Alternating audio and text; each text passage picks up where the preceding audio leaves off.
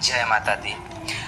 गजब गजब के लोग बा जग में, स्वार्थ भइल समाज हो। माँ प्रकृति के दुख में कहाँ बके हु संगतिया, ई दुनिया में आज हो। हित परित हिताई मिताई जाति छोड़ देला, हित परित हिताई मिताई जाति छोड़ देला। जब कर्म होला कमजोर, जब कर्म होला कमजोर तो हर कोई साथ छोड़ देला। जब कर्म होला कमजोर तो हर कोई साथ छोड़ देला। हित परित हिताई मिताई जाति छोड़ देला, हित परित हिताई मिताई जाति छोड़ देला। जब समय होला कमजोर, जब कर्म होला कमजोर तो हर कोई साथ छोड़ देला। जब कर्म होला कमजोर तो हर कोई साथ छोड़ देला। ओ मिथ्या लोभ माया के सब कोई साथी, सत्य कर्म के कोई ना। मठ के गुरु के तनो बनैबा केहू तोहार होई ना हो। मिथ्या लोभ माया के सब कोई साथी, सत्य कर्म के कोई ना। मठ के गुरु के तनो बनैबा केहू तोहार होई ना।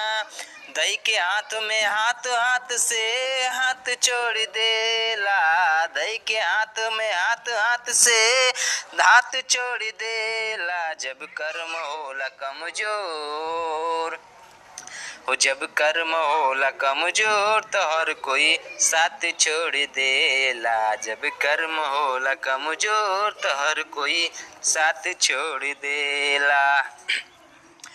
ओ अखिया से लोर झरे नाही पोछवैया, केहू ना सहिया होला मौत के समैया।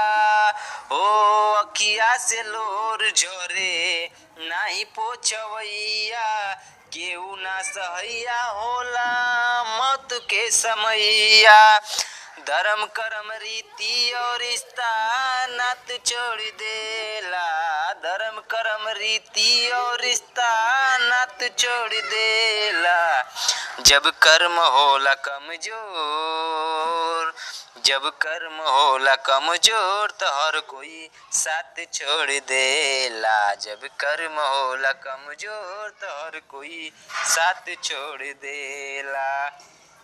उमा प्रकृति के पहचान ला सब कोई भाई, पंच शाखा सदगुरु देत बाड़े दुहाई हो। माँ प्रकृति के पहचान ला सब कोई भाई, पंच शाखा संग सदगुरु देत बाड़े दोहाई। ओ इनके कृपा से रोग भूत सब हट जाई।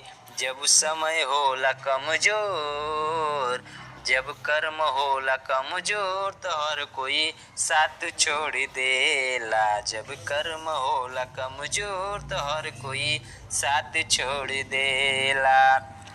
हित परित हिताई मिताई जाति छोड़ देला। हित परित हिताई मिताई जाति छोड़ देला। जब कर्म होला कमजोर, जब कर्म होला कमजोर तो हर कोई साथ छोड़ देला। जब कर्म होला कमजोर तो हर कोई साथ छोड़ देला।